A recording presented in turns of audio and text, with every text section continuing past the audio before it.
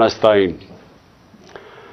आज मैं अपने पाकिस्तानियों से जो पंजाब की सूरत हाल है उसके ऊपर बात करना चाहता हूं कि एक अजीब सा माहौल बना हुआ है कि पहले सब तैयार थे कि जी असेंबली डिसॉल्व करो, नून लीग के वजीर कह रहे थे असेंबलियां डिसॉल्व करो और हम तैयार हैं इलेक्शंस के लिए, और हमें बार बार चैलेंज किया जा रहा था।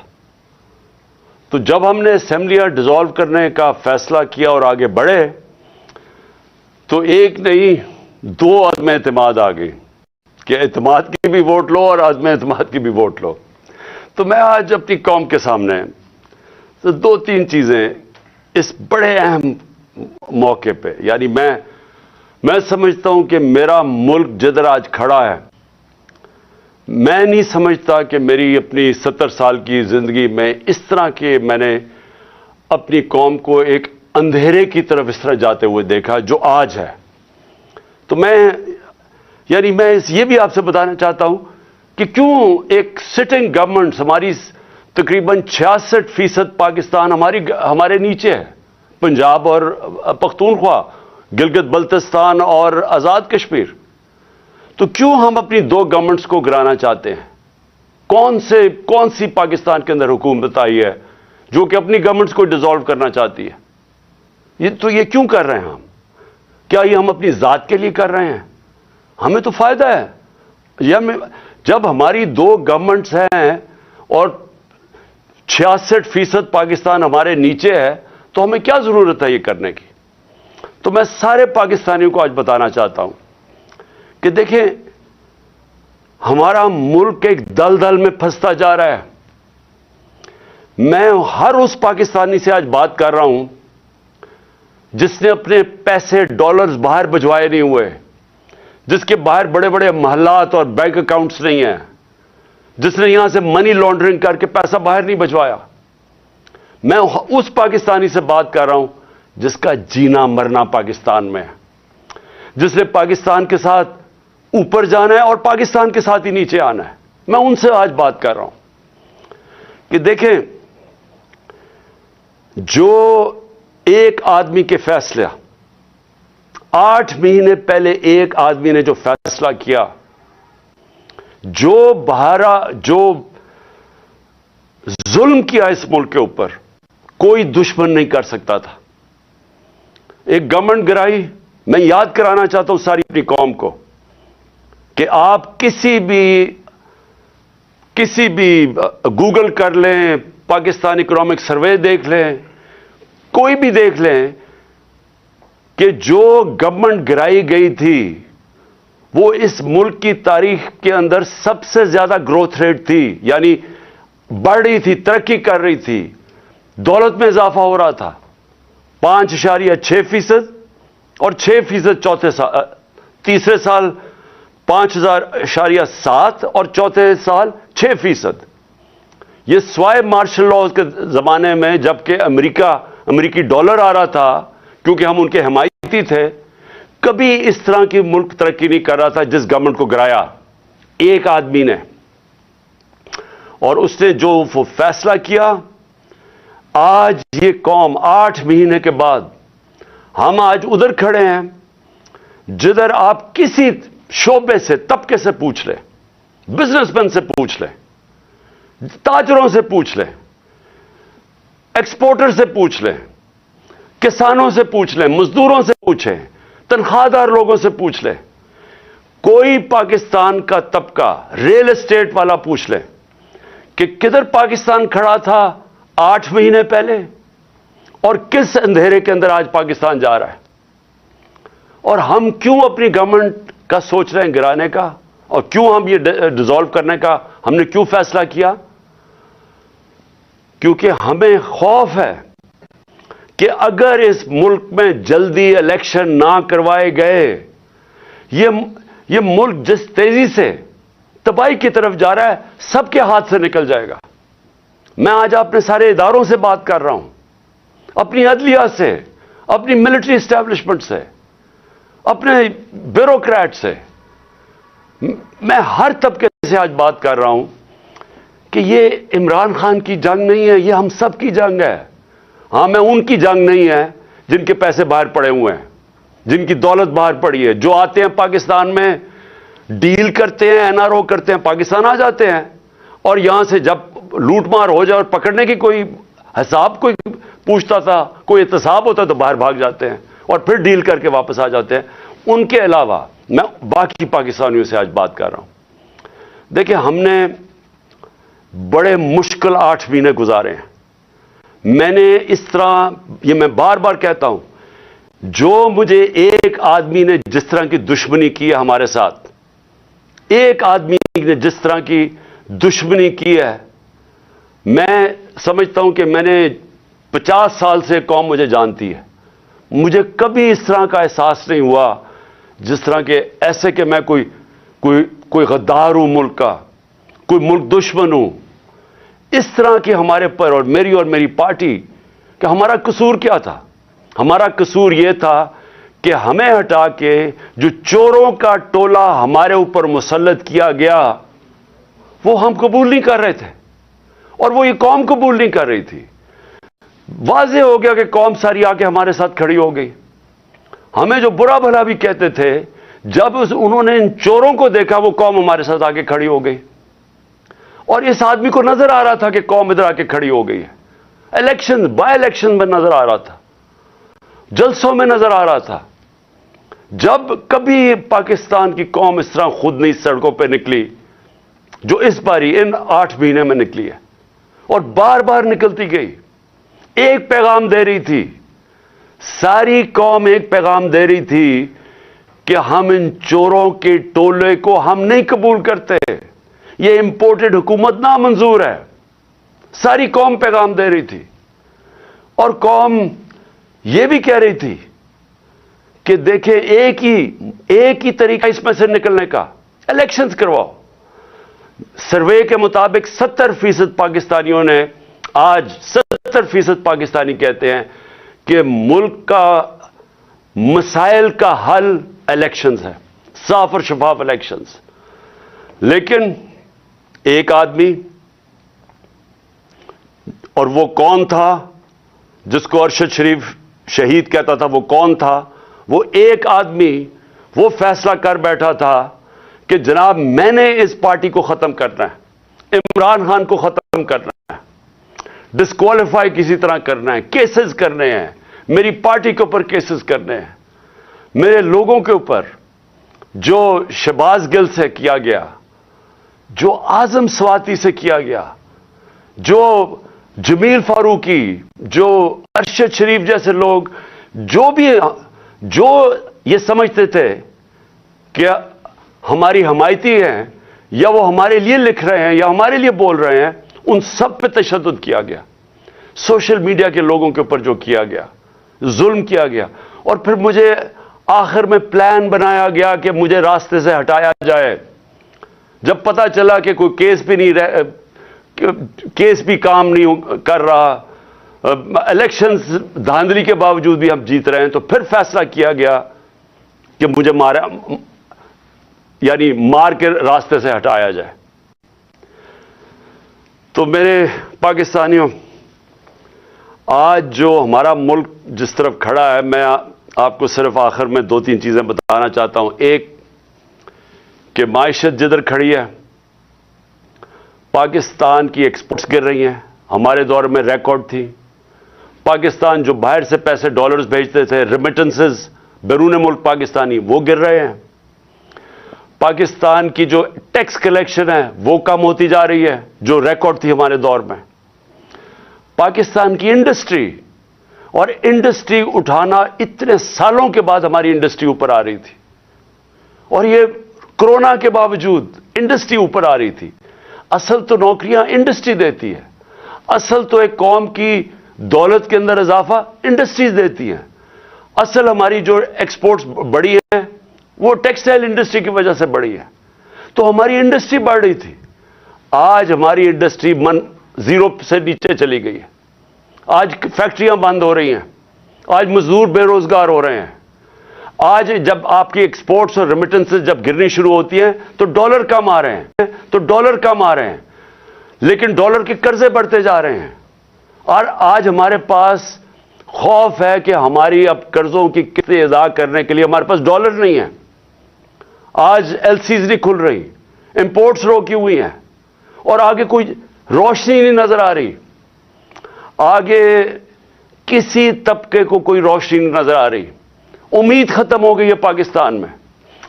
7.5 لاکھ پاکستانی ملک چھوڑ کے چلے گئے ہیں پچھلے چند مہینے میں.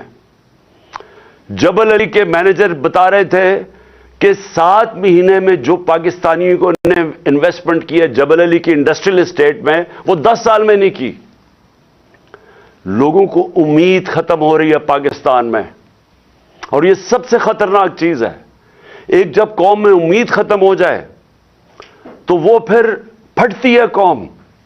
اور یہ کیونکہ سارے تو نہیں باہر جا سکتے, تو مجھے جو اس وقت میں اپنی ساری جو پھر سے میں بات کرتا ہوں, میں سارے اداروں سے بات کر رہا ہوں, ہر طبقے سے بات کر رہا ہوں, مجھے جو اس وقت کہنا ہے وہ یہ کہ دیکھیں, آج ایک چیز نہیں ہے جو پاکستان کی ان 8 مہینوں میں بہتر ہوئی, جو ایک آدمی کا فیصلہ تھا. ایک چیز بہتر نہیں ہوئی. آج ذرا دیکھیں دہشت گردی, پاکستان میں دہشت گردی دیکھیں. ہمارے جب دور میں تقریباً دہشت گردی کنٹرول ہو گئی تھی, ہم نے باڑ لگا دی تھی افغانستان میں جو ادھر سے دہشت گردی ہوتی تھی. پھر جب گورنمنٹ بدلی تو ہماری نئی حکومت سے سب سے بہترین تعلقات تھے افغانستان میں. آپ کو پتہ ہے کہ جتنی ایویکویشن جو افغانستان سے ہوئی وہ پاکستان نے, کیونکہ ہمارے تعلقات اچھے تھے, ہم نے ہماری وجہ سے کئی لاکھوں لوگ افغانستان سے ایویکویٹ ہو کے گئے. مجھے دنیا کے بڑے بڑے پرائم منسٹرز نے, یورپین پرائم منسٹرز نے, کینیڈین پرائم منسٹرز نے میرا شکریہ ادا کیا کہ ہم نے پاکستان نے ان کی مدد کی افغانستان سے لوگ نکالنے کے لیے. ہم وہ گورنمنٹ تھی جو سب سے قریب تھے افغانستان سے, جو موقع ہمیں ملا کہ جو افغانستان سے دہشت گردی آتی تھی, کیونکہ اب ایک ایسی حکومت آ گئی جس سے ہمارے تعلقات اچھے ہیں, ہم روک سکتے تھے. آج کیا ہے؟ آج دہشت گردی جو بڑھتی جا رہی ہے, پہلے ملاکنڈ کے اندر, وزیرستان کے بارڈر ایریاز پہ, پھر یہ جو بنو میں ہوا ہے. اور میں آج اپنی ساری قوم کی طرف سے زرار کمپنی کے کمانڈوز کو سلام پیش کرتا ہوں کہ آپ نے اپنی جان کی پرواہ نہیں کی ہماری حفاظت کرنے کے لیے. لیکن میں سوال یہ پوچھتا ہوں کہ کدھر ہے ہماری فارن پالیسی؟ جو فارن منسٹر بنایا گیا ہے وہ اب تک $2.25 ارب خرچ کر چکے اپنے دوروں پہ. مجھے بتایا اس کا پاکستان کو کیا فائدہ ہوا؟ $2.25 ارب خرچ کر چکے اور ابھی تک افغانستان نہیں گیا. ہمیں تو سب سے زیادہ ضرورت ہے کہ ہمارے افغانستان سے تعلقات ٹھیک ہوں, تاکہ یہ جو اب مسئلے مسائل آ رہے ہیں, ہماری دہشت گردی ہے, جتنے ہمارے اچھے تعلقات ہوں گے اتنی بہتر چانس ہے کہ ہم دہشت گردی کو پر قابو پا لیں. لیکن ہم تصویریں دیکھ رہے ہیں کہ اربوں روپیہ ہم نے جو خرچ کر کے باڑ بنائی تھی, جو فینس بنایا تھا بارڈر کے اوپر, وہ توڑا جا رہا ہے. تصویریں آ رہی ہیں کہ وہ باڑ ہی اکھیڑی جا رہی ہے. تو کدھر ہے ہماری فارن پالیسی؟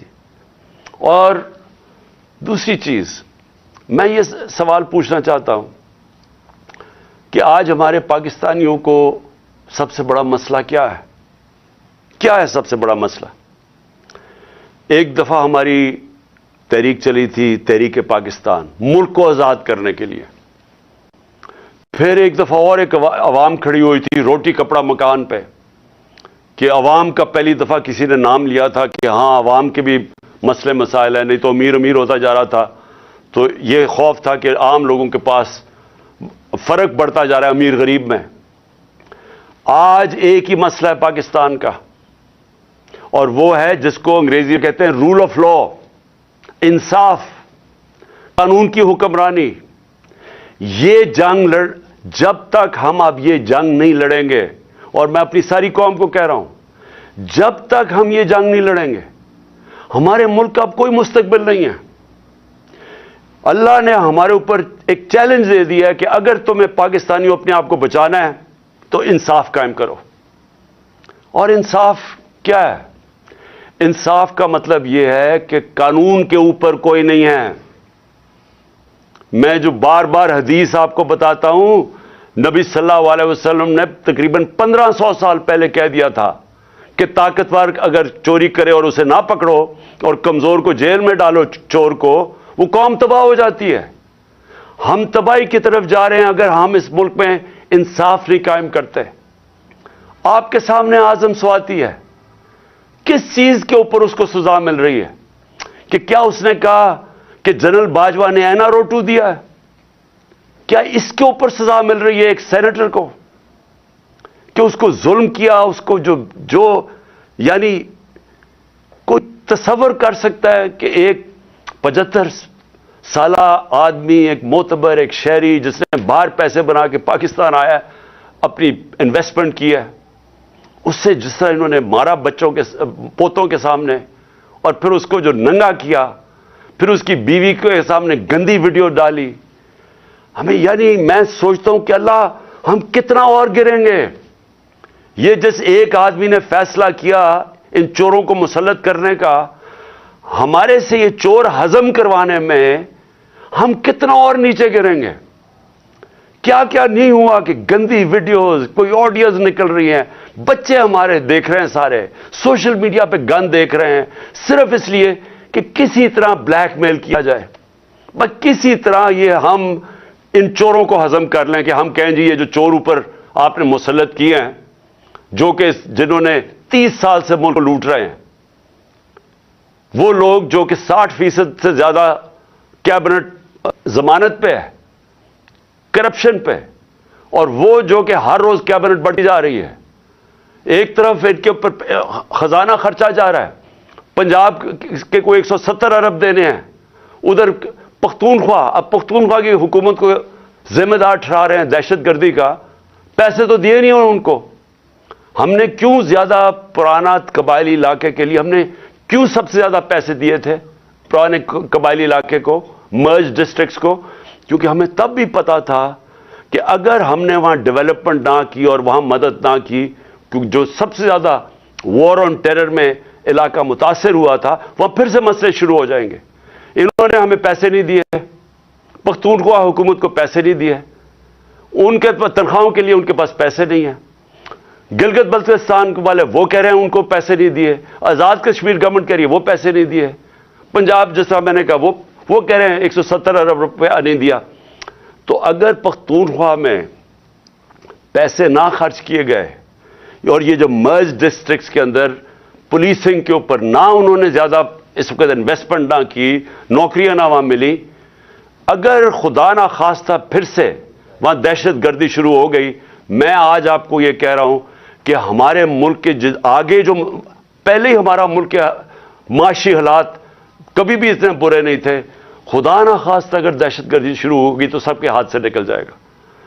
تو آخر میں صرف یہ کہنا چاہتا ہوں کہ یہ جو پنجاب میں مذاق ہو رہا ہے،